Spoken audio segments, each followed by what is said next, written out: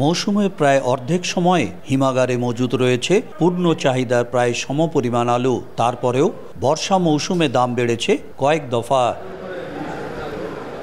নীলফামারীতে আলুর মূল্য বৃদ্ধিতে লাভ যাচ্ছে মজুতদারের পকেটে, অথচ এর কোনো সুফল মিলছে না কৃষকের। জেলায় 11টি হিমাগারে 88,600 মেট্রিক টনের বিপরীতে এবার মজুদ হয়েছে 68,472 মেট্রিক টন। সংরক্ষণের ব্যবস্থা না থাকায় কৃষক ক্ষেত থেকে সংগ্রহের সঙ্গে সঙ্গে বিক্রি করে দেন। এ কারণে চাহিদার তুলনায় অনেক বেশি উৎপাদন করেও তেমন লাভবান হচ্ছে না তারা।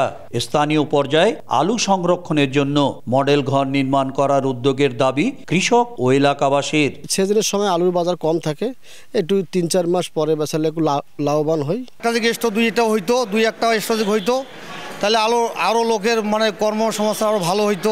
নগদের কাছে সব গ্রাহকই প্রিয়, তাই তো সারা দেশে ক্যাশ আউট চার্জ সবচেয়ে কম।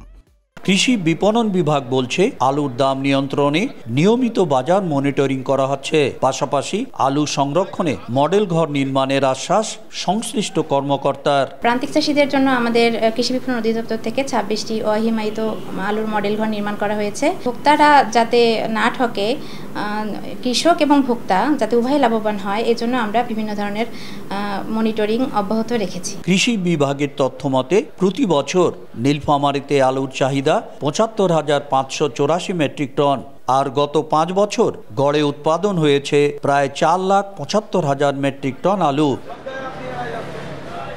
শাকির হোসেন বাদল, সময় সংবাদ, নীলফামারী।